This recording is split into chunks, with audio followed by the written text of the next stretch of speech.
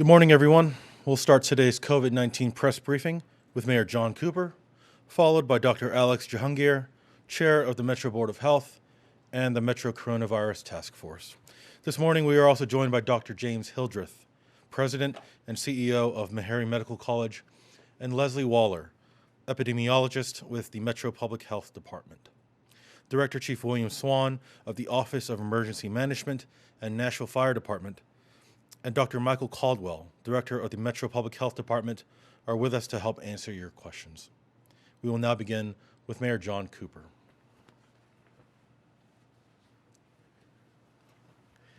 Thank you. Good morning, Nashville. Yesterday afternoon, Governor Bill Lee announced that the state's stay-at-home order will end on April the 30th. This announcement does exclude our state's major metro areas, including Nashville and Davidson County, and applies to 89 of our 95 counties. Now, we should remember that several features of Nashville make our reopening process different and important to get right. Our size and population density, our infection level, the number of businesses that operate here, transportation and commuter patterns in our county and region, and our global tourism industry all make Nashville's careful and safe reopening critical to the region. In many cases, Nashville's reopening requires consumer confidence. We have to earn that consumer confidence to reopen successfully. We have to have the trust of employees who know that everyone is working to keep them safe. Schools, healthcare, and hospitality, all huge parts of Nashville's economy, require a special level of confidence created by the implementation of effective social distancing techniques to have a successful restart. Now, Nashville's strategy will be centered on a data-driven reopening schedule while working in close cooperation with the state, local business leaders, and our public health experts.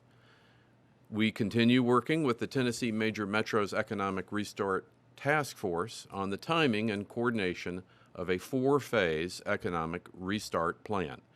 And this is a plan we look forward to submitting this Thursday. Now, based on the latest COVID-19 data, we could see phase 1 of our economic reopening beginning in very early May if we meet the following requirements for reopening. A rate of transmission less than 1, meaning each individual does not infect more than one other person in Davidson County. A 14-day downward trend in new cases of COVID-19. Adequate testing and PPE capacity for our region, and a robust health infrastructure to conduct contact tracing investigations throughout our community. These goals, which Dr. Jahangir will discuss in more detail, have been agreed upon by public health experts and our health system partners as objective, data-driven criteria as part of our public health and economic strategy to start getting Nashvillians back to work and back to life as normal. A phased reopening process also prevents our area hospitals and healthcare providers from becoming overburdened in the event of a spike in cases.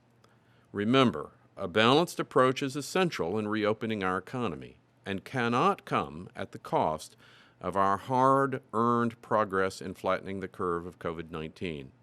Your efforts will largely determine the end of the safer at home order. Please continue remaining at home whenever possible and wear face coverings when social distancing measures are difficult to maintain as you run your essential errands. Now let's work together to get the number of COVID-19 cases down throughout Davidson County and begin getting everyone back to work. Now this morning, I'm glad to welcome back Dr. James Hildreth, President and CEO of Meharry Medical College, who is joining us to provide us with his thoughts on the coronavirus and the criteria for lifting the stay-at-home order in Nashville, and our efforts as a community in fighting this disease. I also want to welcome Leslie Waller, epidemiologist with the Metro Public Health Department, who is here to present the Tuesday COVID-19 heat map update and talk specifically about our plan to work with community partners in addressing the increase in cases in Southeast Nashville.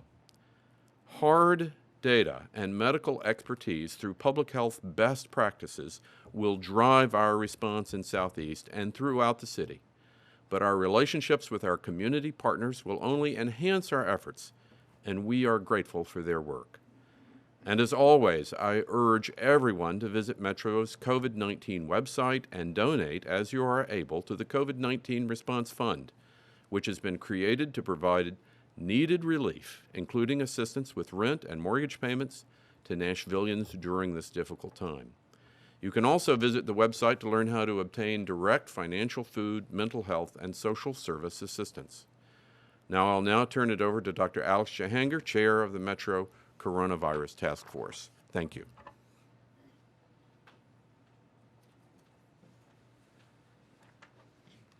Thank you, Mayor Cooper, and good morning, Nashville. Here's the latest we have on COVID-19 in our city. We now have 1,936 confirmed cases in Davidson County, an increase of 33 in the last 24 hours. There are an additional 1,749 cases in the surrounding counties, bringing our total to 3,685 in the region. Unfortunately, yesterday we had 2 more individuals die because of this disease. A 68-year-old female and an 85-year-old male. Both had underlying medical conditions. My sincere sympathies go out to these individuals' families and friends. And now that brings our total death number in Nashville to 22. Of the confirmed Davidson County cases, 927 are currently active, while 987 residents have fully recovered and have been cleared. As the mayor said, the major Metro's Economic Task Force met yesterday to finalize the plans we will use to reopen. Data and science will drive the timing of when we reopen, and we hope that will be in early May. We are looking at several metrics to determine the timing of this plan. These metrics are transmission rate, the 14-day trend line, public health capacity, testing capacity, and PPE supply and hospital capacity. Here's how we look today. The transmission rate needs to be under 1. This means, on average, a person is transmitting the virus to just 1 person or less.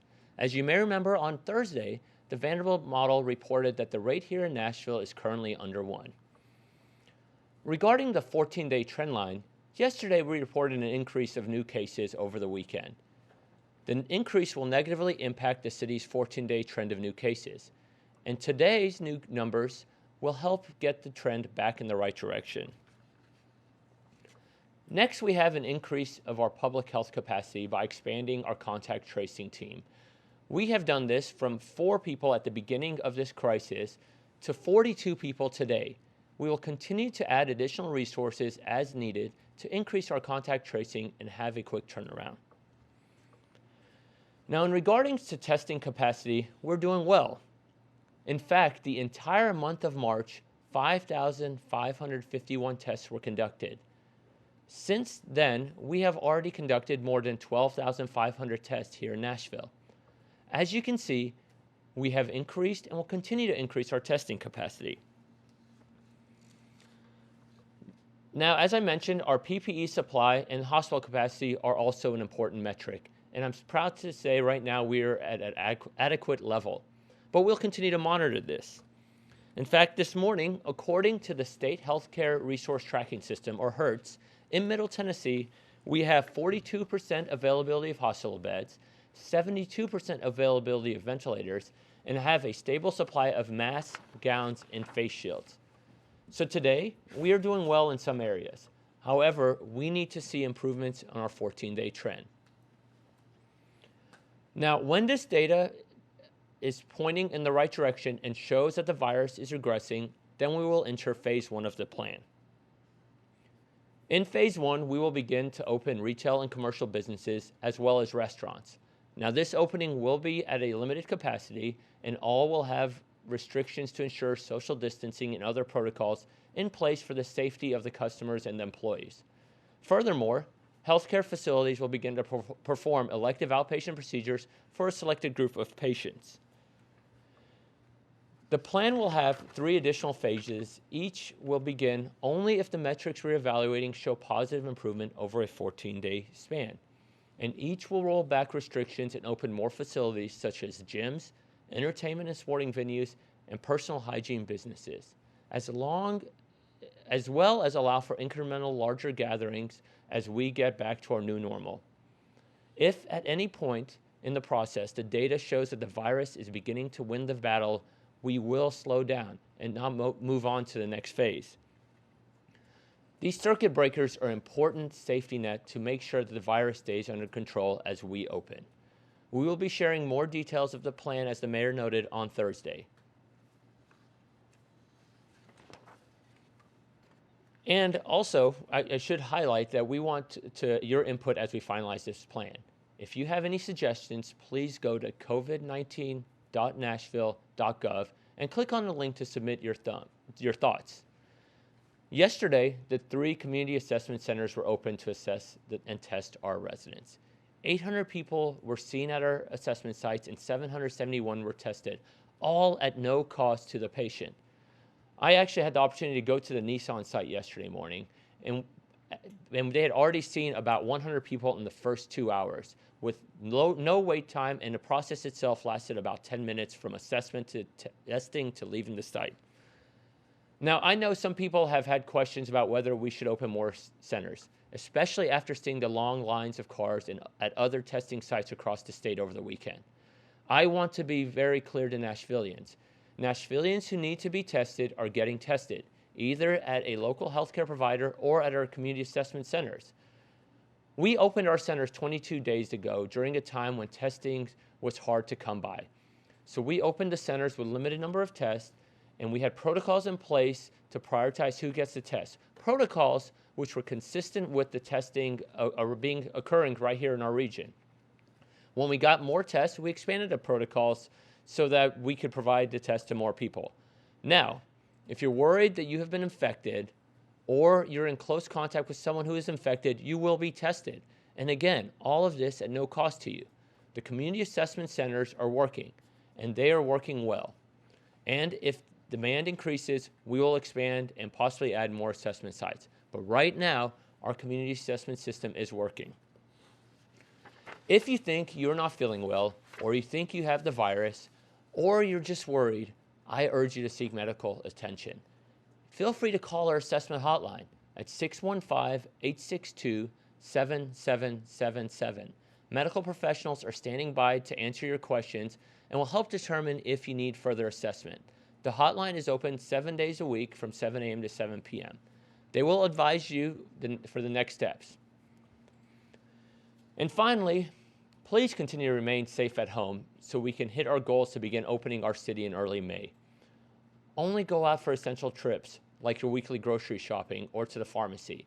If you must go out, practice social distancing, wear a face covering, and return home right away. And if you think you may have the virus, or you've been exposed to it, or you're worried, please call our hotline and get assessed. I understand that people are getting antsy and that this is getting old. We cannot risk people's lives in this process. While we are planning to get back to our new normal, we need you to remain vigilant. I'm grateful to you, and now I'd like to introduce Dr. James Hildreth, President and CEO of Meharry Medical College.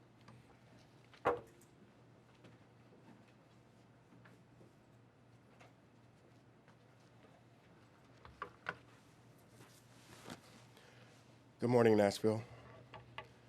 I need to make a point that has been made previously, but it bears repeating. Viruses do not simply disappear, and until and unless there's a vaccine for SARS-CoV-2 virus that causes COVID-19 disease, we're going to be dealing with this virus. That could be as short as a year, maybe as long as 2 years, as long as it takes to develop a vaccine. So as a scientist and physician, I am comforted. My anxiety is less because we have a mayor who has decided to make decisions based on science and data rather than dates. Viruses do not respect dates. They're relentless pathogens who, when they find a host, they infect them and move on to the next host. And that's exactly what this virus is going to do. So data and the science, as much as we know of it, should be guiding our decisions. So testing has increased in Nashville, and there appeared to be an increase in the percent of people testing positive that did not correlate with the percent increase in testing. That could have been an indication that the rate of infections in Nashville was increasing. That gives us some pause. You've heard that we're trying to get the basic reproductive number, which is the average number of people infected by the virus, to below 1. We'd like to get it as close to 0 as possible because that would mean the virus is being eliminated from our populations. Most individuals develop symptoms within 5 days, as you've heard. Almost everyone would develop symptoms within 14 days. And that is why you hear that number of 14 days, to give us time to have everyone who's infected manifest that, get them into care, or otherwise not be a threat of passing the virus on. We need to remember another thing, that a large number of people get infected who never develop symptoms. Yesterday, the health department in Los Angeles County in Los Angeles, which has reported 13,800 cases, announced that they used an antibody test developed by scientists at the University of Southern California to screen about 900 people. When they extrapolated the data, they found something truly extraordinary, that as many as 400,000 people may have been infected by the virus without realizing they had been infected.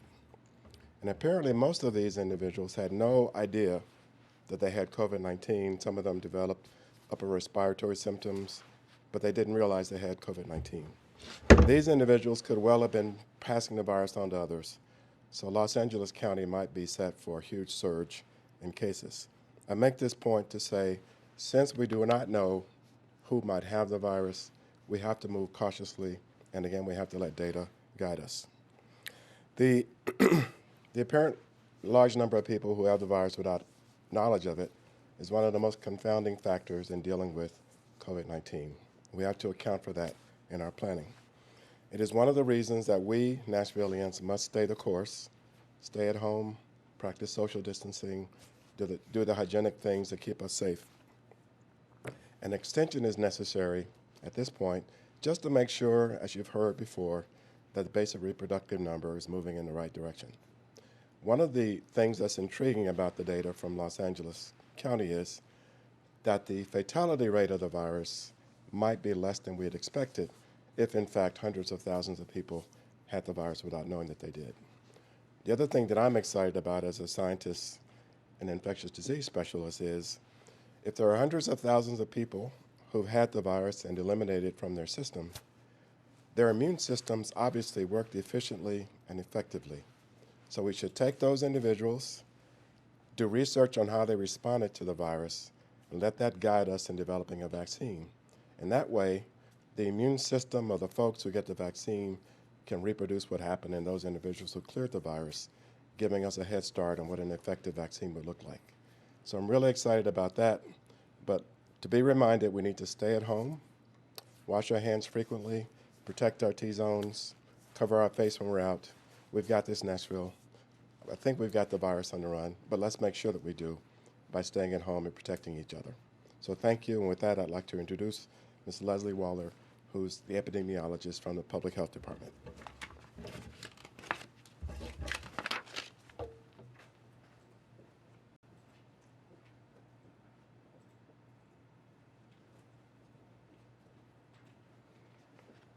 Thank you, Dr. Hildreth. Good morning, everyone. Today I've been asked to briefly discuss the changing distribution of our cases across the county and how our team is responding to it. I wanted to start by describing disease surveillance just a little bit. This is a large part of any public health program or response. We collect information that includes basic demographics, where cases live and work, signs and symptoms of disease, and, of course, contact tracing.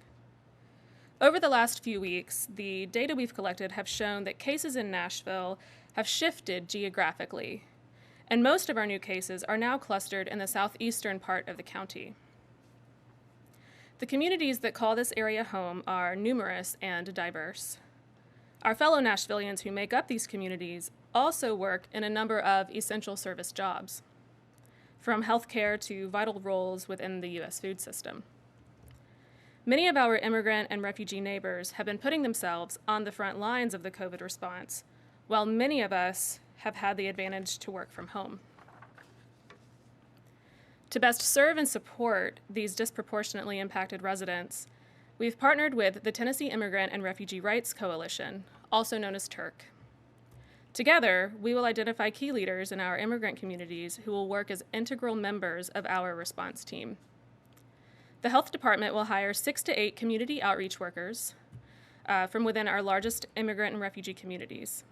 Their roles will include sharing critical information and education, identifying and reducing barriers to testing, diagnosis, and quarantine, and providing case management to individuals who contract COVID. This program models other successful immigrant outreach programs currently being used by the city. This is an arm of the health department's operations that we're all really excited to begin, and I think I speak for many when I say I'm especially thankful to Turk for the incredible leadership and guidance throughout the development of this outreach program. The health department's goal is to keep all of our communities engaged and prepared as everybody learns to navigate COVID, and we're excited to have such valuable partners by our side. Thank you.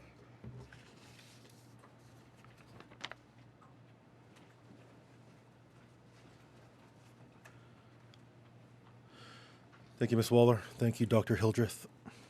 We will now start the Q&A segment of today's briefing. I will announce your name from the podium, and you may proceed by asking your question over the air.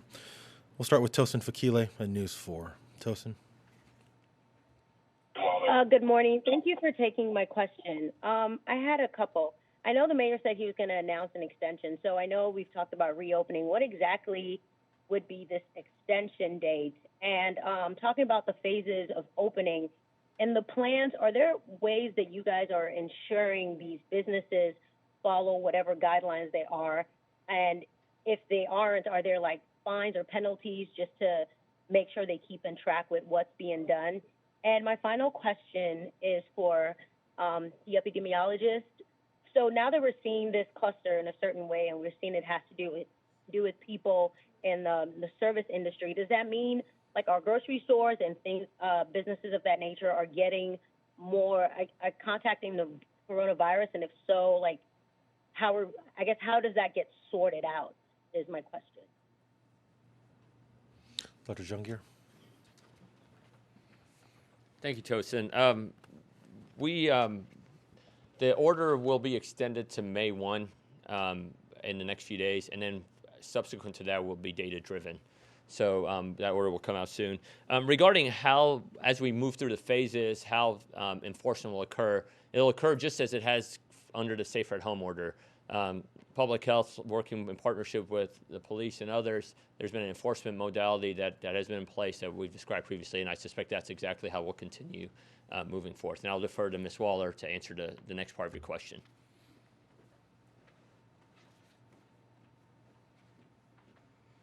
Sure. So like I mentioned, we've seen cases in a variety of essential service roles and industries, and we're currently working with a variety of business partners and community groups to make sure that we have certain policies in place as we start to reopen the city and mitigate the spread of COVID.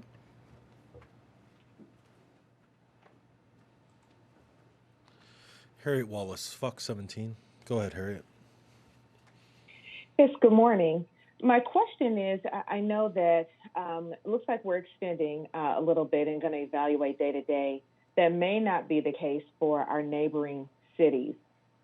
So I'd like either the mayor or Dr. Jahangir to speak to, or even Dr. Hildreth, concerns that maybe if some other cities are open, movement between the different counties and how we can try and control the viral outbreak.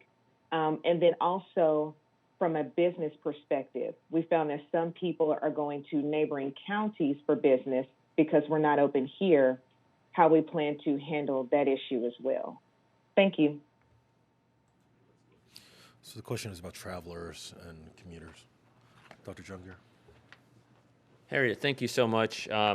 Listen, I agree with you that that's a concern. I think part of the reason what we are doing here in Nashville is to look at the data, and as we move forward, as let's say the governor's plan, the state opens up more initially than us, I think we need to continue looking at data, and I hope that our state leaders will also look to make sure that the data shows if there's negative trends that are occurring because of perhaps different levels of availability across our region. I think that's something we need to track. But again, let the data drive our decisions and not necessarily a date. Thank you.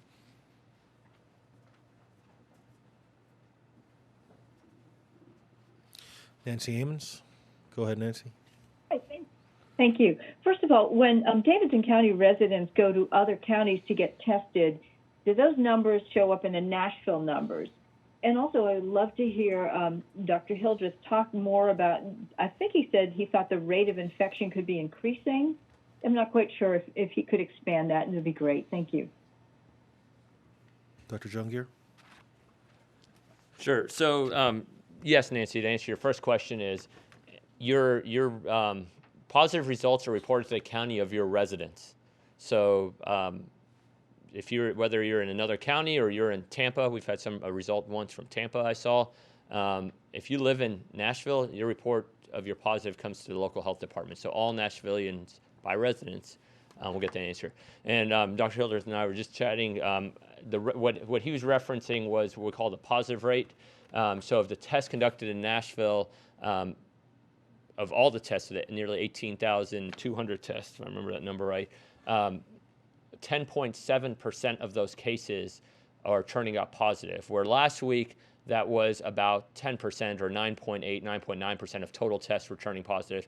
And that's, as we mentioned yesterday and over the weekend, that's why you saw that spike in incidence of nearly 300 from Friday to yesterday. And that's why, again, we're very vigilant about watching that data, and that's why we brought it to your attention as a community yesterday. But our hope is that how many number of people get positive goes down and down as more testing continues as we beat this virus. Peter White with the Tribune. This question is for Ms. Waller or Dr. Hildreth. It's sort of related to what Dr. Hanger just said. Is there a hard number, or it's about surveillance testing? How much do you actually have to do before you can extrapolate the numbers, have confidence in the infection rate of a given population? In other words, it sounds like we're kind of just going from day to day, but don't you have to sort of know what's going on over a longer period of time to have confidence?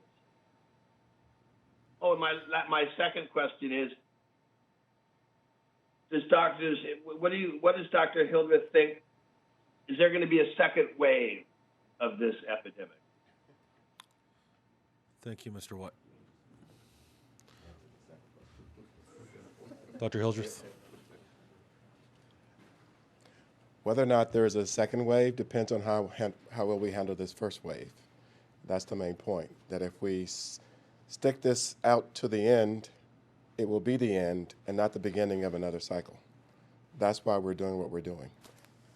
And so, again, Nashville, if we are faithful and staying at home, social distancing, hygienic, all those things, we won't have a second wave. But the reality is, the virus is motile because people carry it with them, and they're crossing county lines and city lines. And that's why the surveillance that you've heard about is so very important, that if we can identify the positive cases and suppress the spread of those viruses from those positive cases, we can keep this thing under control. And so whether or not there's a second wave depends on how well we handle this first wave. So I'm pleading with all of us to stick with it to the end, so it will be the end of this wave.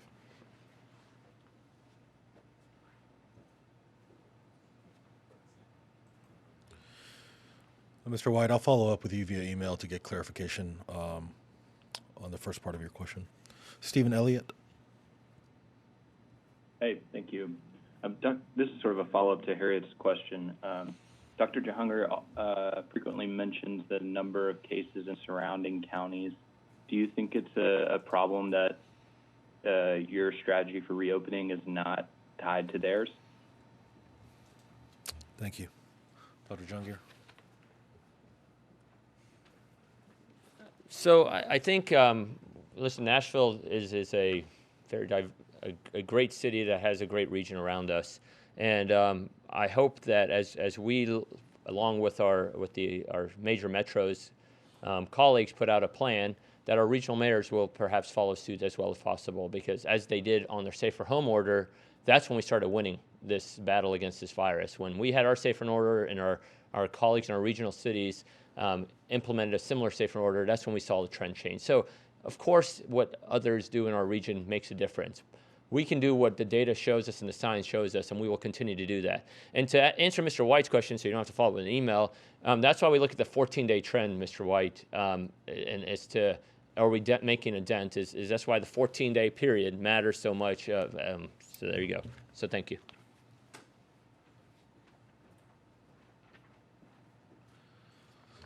Ian Jung at the Tennessean. Hi, good morning. I have about 3 questions. I wanted to start with regarding the numbers in Southeast. I mean, can you share any racial data on that? I mean, do we have data that supports that these cases are immigrants who are essential workers, or are you assuming that the population, because it's higher in immigrant communities? Just hoping to get some more details on that. And then as we talk about asymptomatic patients during this briefing and how they've led to cases in other cities or states, does that indicate the need for Nashville to expand that testing criteria, especially as we prepare for a phased reopening? I'm just not sure if we're going to ask for any sort of clearance for a certain type of people going back to work. And then lastly, the White House had released some criteria for reopening economies, including a 14-day, downward trajectory. And I know Dr. Jahanger mentioned the 14-day trend here. I was curious if that's the benchmark we are using, and if so, today is kind of day one after the weekend number. We'll start with Dr. Jungir. And I'm sorry if I missed part of this, as the reception was a little hard here. So let me get to one of your questions.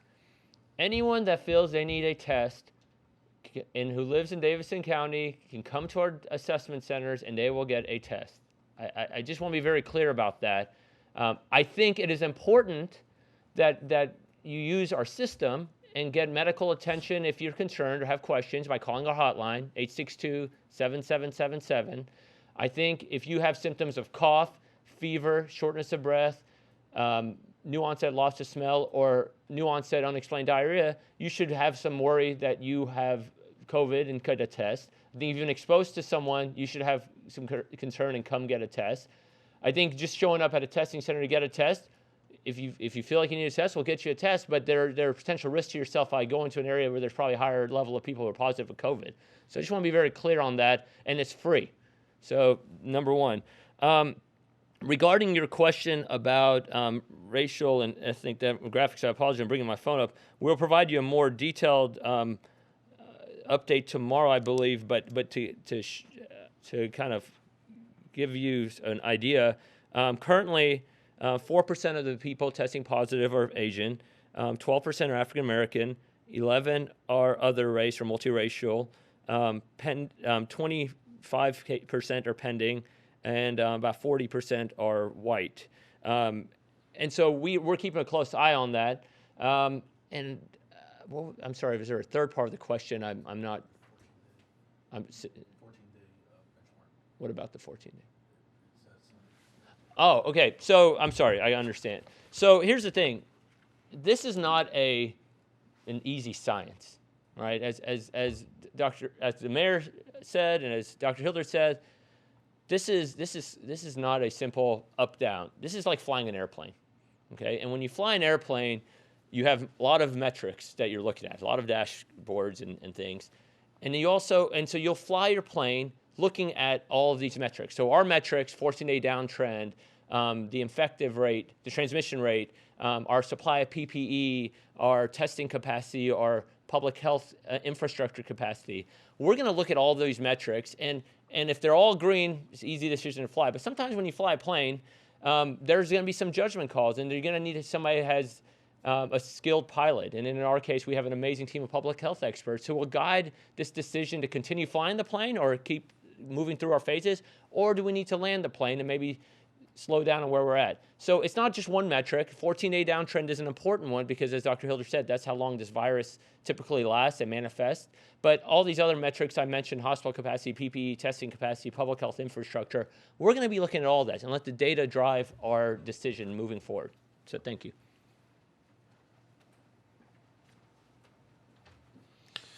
Kara Hartnett. Thanks for taking my questions. Mine's for Dr. Hildreth.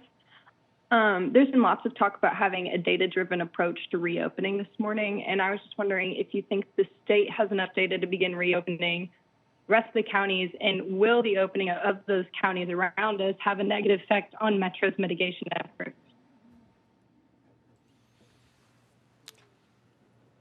Dr. Hildreth.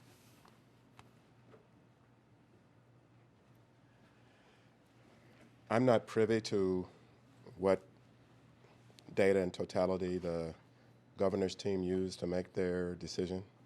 What I am privy to is the data that we have here in Davidson County, and the fact that, as you've heard, we have a team of public health experts, including myself, who are looking at this very carefully.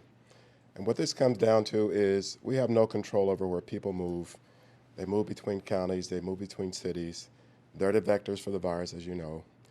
What we can do to protect ourselves is to have a surveillance system set up so that we can quickly identify positives, trace their contacts, and keep the virus from becoming an outbreak.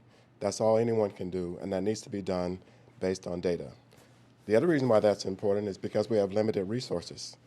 When limited resources are what you deal with, you got to make sure you're deploying them where they're most needed. You can't do that without a surveillance system and without testing and screening. So that is what we're trying to do, and we have no control over the other, well, I have no control over the decisions that are being made by others, but I'm really pleased to be part of a team where it really is science and data that's driving the decisions, and that's going to mean that the decisions we make are be informed decisions, and they'll be the best possible decisions we can make. But this comes down to one simple thing, making sure that we protect ourselves, and by doing that, we protect the whole community. Not to sound like a broken record, if we stay home, wear face coverings, protect the T-zone, wash our hands, clean the high-touch surfaces, we can keep the virus under control. But that is what I mean by using data to drive decisions, and that's what the testing is so important. I do applaud the governor for deciding that anyone in the state who wants to be tested can be tested, because that's going to make it easier for us to know where the enemy is. You've heard this referred to as the invisible enemy. How do you make the invisible enemy visible? You test, test, test, and that's what we're doing.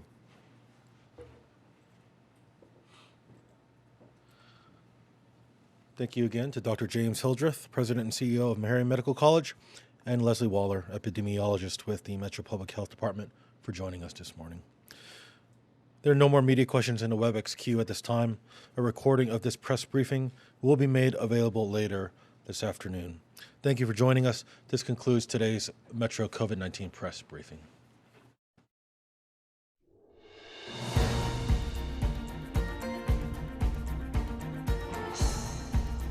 This has been a service of the Metro Nashville Network. If you would like to see this presentation again, or for more information about this and other programs, visit nashville.gov.